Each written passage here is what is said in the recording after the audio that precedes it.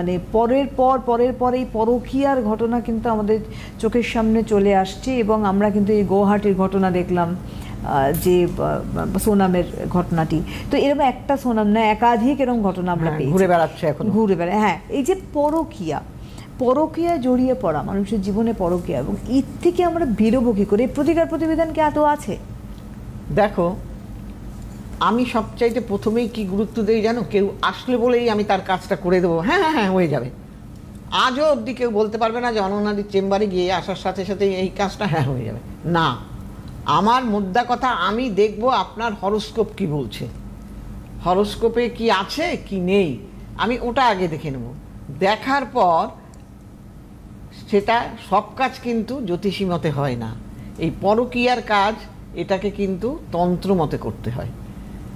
একটা পাথর স্টোন দিলাম অমনি কেটে গেল তা হবে না, এটা তন্ত্র মতে করলে পরে অবিয়াসলি কেটে যাবে। আমি কাটাতে কাটাতে বহু কাটিয়েছি, কাটিয়ে এই জায়গায় এসেছি। তবে হ্যাঁ, আমি কিন্তু ওই যে স্বামী স্ত্রীর সম্পর্ক যদি কেউ কাটাতে আসে যে আমার ছেলের বউটাকে তাড়িয়ে দিন বা আমার বউটাকে তাড়িয়ে দিন, আমি এই কাজ করব না, জেনুইন কাজ করব। আপনার অনেক সময় দেখা যায় কি, কেউ পরকীয়া করেছে, সে তার স্বামীটা ভালো, তাও বলছে আমার স্বামীটাকে তাড়িয়ে দিন। মানে অন্যায় কিছু না, আমি অন্যায়কে প্রশ্রয় দেই না, সোজা কথা। আমি আগে হরোস্কোপ দেখব, দেখার পর তারপর আপনাকে করে দেবো। এইবার দেখতে হবে সত্যি আদৌ পরকীয়াটা কোথার থেকে হয়, কোন ঘর থেকে হয়, তবেই গিয়ে কিন্তু ধরে ফেলা যায় যে হ্যাঁ এ পরকীয়ার মধ্যে জড়াচ্ছে বা জড়াবে। যেমন আমার কাছে, আচ্ছা, এটা বলা যায় 100%। আমার কাছে একটি, তখন আমি বাড়িতে লোক দেখতাম, একটি বাচ্চা বউ, কি বলবো, এত অপূর্ব বউটাকে দেখতে না, কি বলবো, আর সঙ্গে একটা ছোট্ট বাচ্চা, একেবারে মনে হচ্ছে যেন 6 মাসের বাচ্চা কি 5 মাসের বাচ্চা হবে, একবার তুলে, আর এত সুন্দর দেখতে না বাচ্চা মেয়েটাকে, কি বলবো আমি, ভদ্রমহিলা, তো ভদ্রমহিলা বলবো কি অল্প বয়সের। তারপরে এসে বলছে কি, দিদি, আমি বললাম আপনি এত সকাল সকালে, আমি তো বাড়িতে দেখি না আপনি এসেছেন। ও বাড়ি চলে গেছে? আমার বাড়ি চলে গেছে। আচ্ছা। এইবার তখন আমি বললাম যে যাই হোক, আমি তো তাড়িয়ে দিতে পারি না, আমি আবার একটু অন্য মেন্টালিটির মানুষ, তো যাই হোক বসতে দিয়েছি। দেওয়ার পর আমি হরোস্কোপ দেখলাম, দেখে বললাম আপনার ট্রান্সফারের জন্য আপনি এসছেন, সেটাকে রোধ করার জন্য? আপনার স্বামী নিজেই তো ট্রান্সফার চাইছে। বলছে আপনি কি বলছেন, আমার স্বামী কিন্তু খুব ভালো দিদি, বলছে খুব ভালো দিদি এরম করে। আমি বলছি আপনি গিয়ে আগে খোঁজ নেন অফিসে, তারপরে আমার কাছে রেমেডির জন্য আসবেন। অফিসের লোকেরা কি বলে দেখুন। তখন অফিসে গিয়ে খোঁজ নিল যে ওর স্বামী নিজেই ট্রান্সফার চাইছে, ওই অফিসেই এক উইডো মহিলা তার সঙ্গে ট্রান্সফার নিয়ে চলে যাচ্ছে। বউটা কাঁদতে কাঁদতে আমার কাছে এসছে, বলছি দিদি, আমার গায়ে কাটা ছিঁড়ে দিচ্ছে, বলছি দিদি আপনি কি করে বললেন, আমি তো ভাবতেও পারিনি আমার স্বামী এরকম।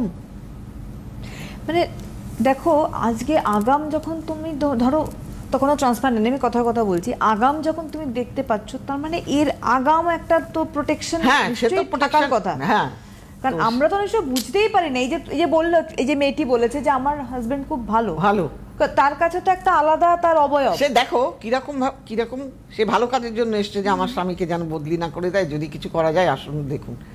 তার স্বামী নিজেই তো ট্রান্সফার নিয়ে চলে এসছে, তাকে কে কি করবে?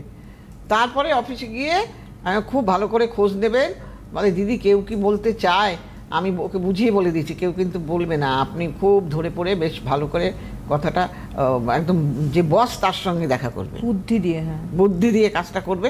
তারপর বসের কাছে গিয়ে বলেছে যে দেখুন, আপনি প্রথমেই বলবেন না পরকীয়া টরকীয়ার কথা, প্রথমে বলবেন দেখুন আমার স্বামী এইটা যাতে একটুখানি করে দেওয়া যায়। তো যখনই এই কথা বলেছে তখন বলছে কেন, আপনার স্বামী তো নিজেই নিচ্ছে। মানে ওখান থেকেই ধরা পড়েছে যে কেন নিচ্ছে। তারপরে আমার কাছে এসছে, তারপরে আমি ঠিক করে দিলাম। আজকে দেখো, এই ধরনের সম্পর্কে আমি একটা জিনিস বলি, ধরো তাহলে যারা জড়ায়, আমার কথা হলো এই ধরনের মহিলা, আমি একটা মহিলা হয়ে বলছি, ওপেনলি বলছি, এই কি ধরনের মহিলা এরা, যার একটা বউ আছে তার সংসারটাকে আমি ভেঙে দেবো? আমি এটাকে কিন্তু খুব অন্যায় বলে মনে করি। আমি একদিন চেম্বারে চেঁচাচ্ছিলাম, এরকম একজনের বিষয় এসেছিল এরকমভাবে, বলছি দিদি আপনি হঠাৎ চেঁচাচ্ছেন, আমরা বাইরে থেকে শুনছি। আমি বলছি আমি এইগুলো একদম বরদাস্ত করতে পারি না, আমি না অন্যায়টাকে কোনোদিন প্রশ্রয় দেইনি। মহিলা আছে, পুরুষও তেমন সমান তালে জড়িয়ে আছে, সবাই। তার যদি একটা পরিবার কমিটেড থেকে থাকে তাহলে সে অন্য জায়গায় যাবে। পুরুষটাই বা যাবে কেন, সেই মহিলাটাই বা যাবে কেন? আমি একটা মহিলা হয়ে একটা মহিলার সংসার ভেঙে দেবো?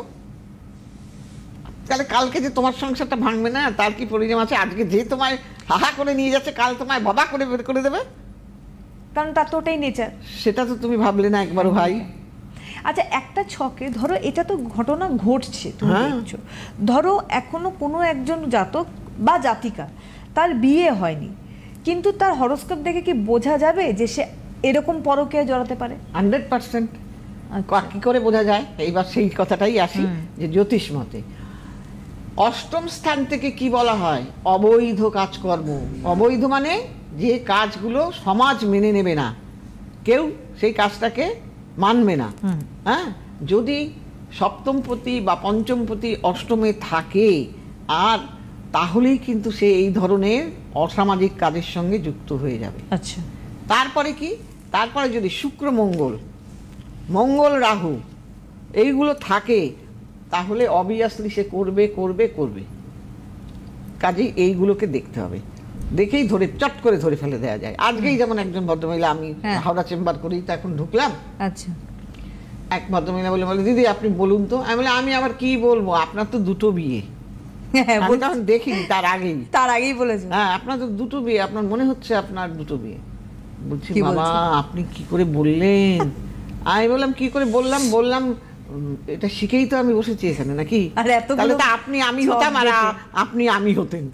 আর এত ছক দেখে তবে তাহলে আমাদের যে বন্ধু রয়েছে একটু নিয়ে নেবো আমাদের সাথে। হ্যালো।